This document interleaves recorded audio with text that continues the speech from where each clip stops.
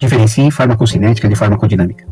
Farmacocinética é o ramo da farmacologia que estuda a movimentação dos fármacos no organismo, desde a sua absorção, distribuição, metabolismo e eliminação.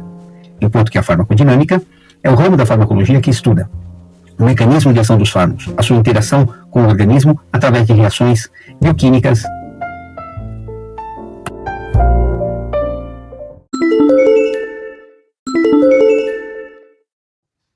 Terceira questão. Explique a distribuição de fármacos. Os fármacos são distribuídos pela corrente sanguínea, principalmente pelo plasma, que é a parte líquida do sangue.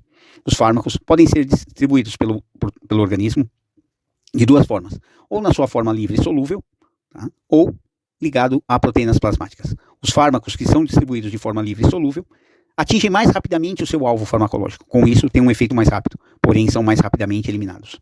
Já os fármacos que se ligam às proteínas plasmáticas demoram mais para ter o seu efeito farmacológico, porém a duração desse efeito é bem maior.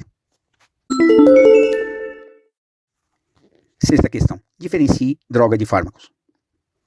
Droga, por definição, é toda substância química capaz de produzir um evento em um ser vivo, um efeito. Enquanto que fármaco é toda substância química que tem a capacidade de produzir um evento, um efeito em um ser vivo, só que esse efeito é terapêutico. Portanto, todo fármaco é uma droga, mas nem toda droga é um fármaco. Quarta questão. Explique os principais tipos de metabolismo e cite exemplos. Bem, o metabolismo é o mecanismo pelo qual o fígado, em especial, transforma os fármacos no nosso organismo com a finalidade de deixá-los mais solúvel em água para melhor excretá-los. Existem 3 tipos de metabolismo básicos. O primeiro tipo é aquele que o fármaco, ao ser metabolizado, ele é completamente inativado. Como exemplo, nós temos as catecolaminas, a adrenalina, o hormônio insulina, que sofre esse tipo de efeito. O segundo tipo de metabolismo é o mais comum, é aquele que o fármaco, após o metabolismo, ainda continua apresentando efeitos farmacológicos, é o mais comum deles. E como exemplo desse tipo de metabolismo, nós temos aí os anticonvulsivantes, os antidepressivos. Esse tipo de metabolismo nós dissemos que ele forma metabólitos ativos. E o terceiro tipo de metabolismo é o mais raro de todos, é aquele que o fármaco ele é absorvido na sua forma inativa, e é o metabolismo hepático, em especial, que ativa ele. Nesse caso, nós chamamos de profármaco ou prodroga, ou medicamento que sofre esse tipo de metabolismo.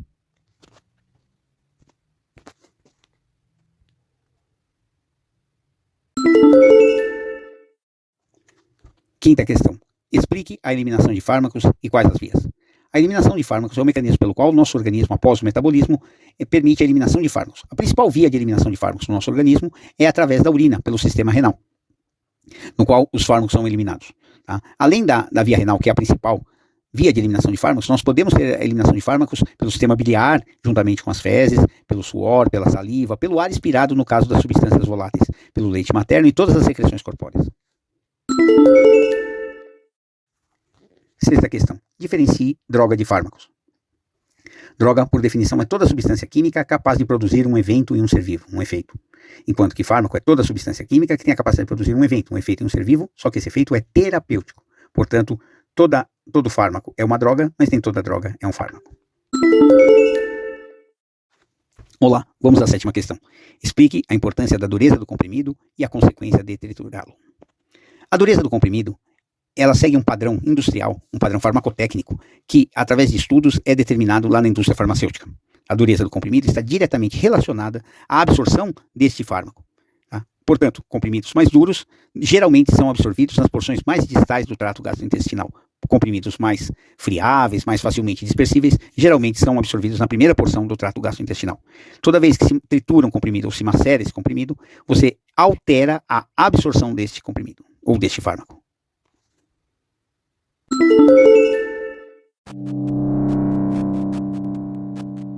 Oitava questão. O que é biodisponibilidade e bioequivalência? E qual a importância desses parâmetros na classificação dos medicamentos originais, genéricos e similares? Biodisponibilidade se refere à fração do fármaco administrado que é levado para a corrente sanguínea, enquanto que a bioequivalência é quando um fármaco pode ser substituído por outro sem consequência clínica adversa. Os medicamentos genéricos, eles apresentam a mesma biodisponibilidade e a mesma bioequivalência que os medicamentos originais, ou seja, podendo ser substituído o medicamento original por um medicamento genérico. Já os medicamentos similares não têm obrigatoriedade em apresentar esses parâmetros para serem comercializados, portanto não sendo bioequivalentes, ou seja, não podem substituir os medicamentos originais, nem mesmo os genéricos.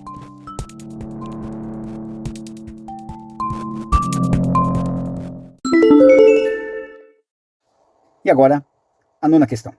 Explique o efeito de primeira passagem e como podemos evitá-lo. Bem, o efeito de primeira passagem ele é característico da via oral, pois todo fármaco administrado por via oral, por esta via, é absorvido ao longo do trato gastrointestinal. Todo o conteúdo absorvido nesta região é conduzido pelo sistema porta-hepático diretamente para o fígado. Dependendo do fármaco, esta primeira passagem pelo fígado promoverá uma alta atividade metabólica, podendo, muitas vezes, inativar, ou seja, diminuir tanto a sua biodisponibilidade, ao ponto dele não atingir o órgão-alvo. Tá? Então, é importante ressaltar que é uma característica da via oral, tá? Porém, depende do fármaco sofrer ou não o efeito de primeira passagem. Como podemos evitar o efeito de primeira passagem? Tá? Modificando a via, como, por exemplo, a via endovenosa, sublingual, intramuscular, são vias de administração de fármacos que não sofrem esse efeito, ou seja, não passam primeiro pelo fígado antes de ser distribuídas. 10ª questão. Explique a absorção pela via sublingual e retal, e quais as características dessas vias.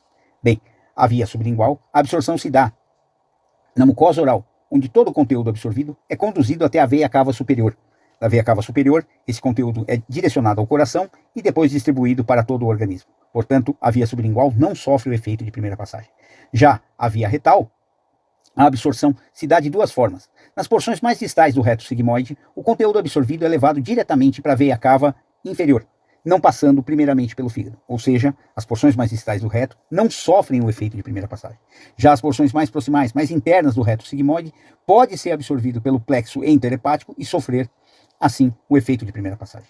Como características dessas vias, vale a pena ressaltar que tanto a via sublingual deve ser utilizada apenas por medicamentos próprios para essa via, ou seja, comprimidos dispersíveis, enquanto que na via retal, o desconforto na administração de fármacos por supositórios faz com que seja uma via pouco aderente, ou seja, os pacientes não prosseguem, não continuam com o tratamento através dessa via.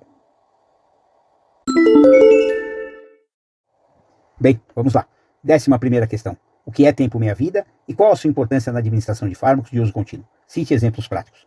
O tempo meia-vida de um fármaco é o tempo necessário que o organismo gasta para chegar à metade da concentração absorvida desse fármaco.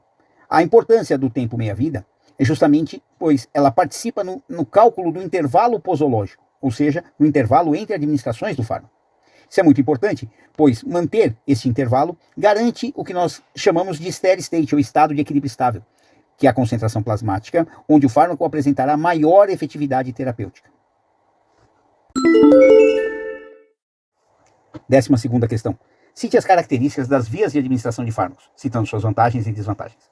Via oral, vantagens. Ela é fácil, indolor, permite o autocuidado, não requer um profissional da saúde para administrar fármacos por essa via. Essas são as principais vantagens. Desvantagens, tá? É justamente relacionada à capacidade de deglutição dos pacientes.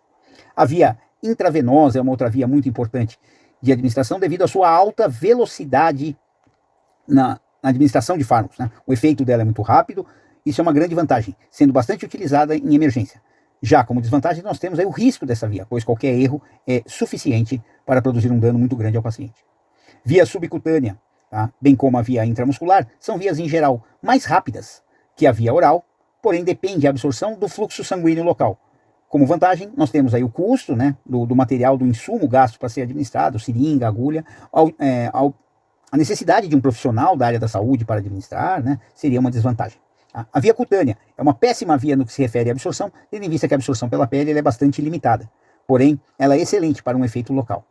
A via retal, como já discutido anteriormente, ela sofre o problema do desconforto na administração e a baixa adesão ao tratamento quando se faz uso de medicamentos por essa via. Como vantagem, nós teríamos aí uma vantagem de utilizar a via retal em pacientes com dificuldade de deglutição ou para pacientes aí que sofram com irritação gástrica pelo medicamento. Bem, vamos lá. 13ª questão. Explique como a motilidade intestinal pode interferir na absorção de fármacos. A absorção de fármacos pelo trato gastrointestinal é diretamente relacionada à motilidade do intestino. É sabido que um aumento na motilidade gastrointestinal diminui a absorção, enquanto que uma diminuição na motilidade gastrointestinal favorece mais, ou seja, aumenta a absorção de fármacos administrados por via oral.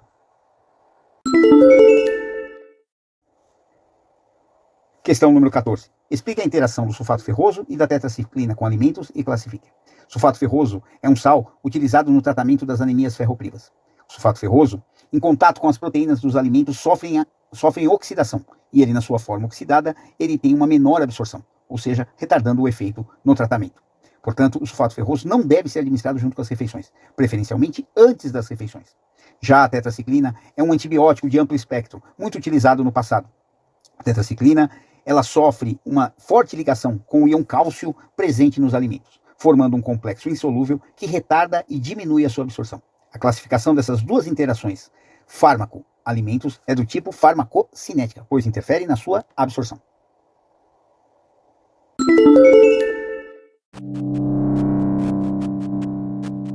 Décima quinta questão.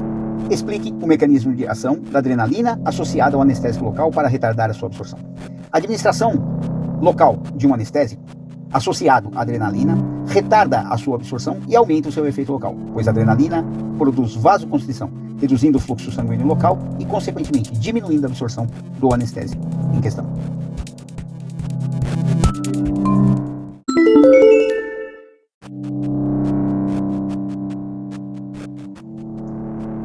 Questão número 16. Cite os principais alvos farmacológicos citando exemplos. Os principais alvos farmacológicos são os receptores, tendo como exemplo de fármacos os hormônios que se ligam a esses receptores, neurotransmissores, as catecolaminas como a adrenalina. Um outro alvo farmacológico são os poros ou canais iônicos, onde também se ligam fármacos, estimulando, favorecendo a sua abertura ou mesmo inibindo esses canais. Tá? Temos como exemplo aí os anestésicos locais que agem em canais de sódio, uma grande variedade de anticonvulsivantes que também agem em canais iônicos nos neurônios, no sistema nervoso central. Um outro alvo farmacológico são as enzimas. O bloqueio de enzimas é alvo farmacológico de alguns fármacos, como por exemplo o enalapril ou o captopril, dois antihipertensivos de extrema importância na terapêutica. Mais um alvo terapêutico, mais um alvo farmacológico são as moléculas transportadoras, moléculas com funções de transporte. Temos como exemplo aí o vesamicol, que inibe a proteína que armazena a acetilcolina em vesículas sinápticas.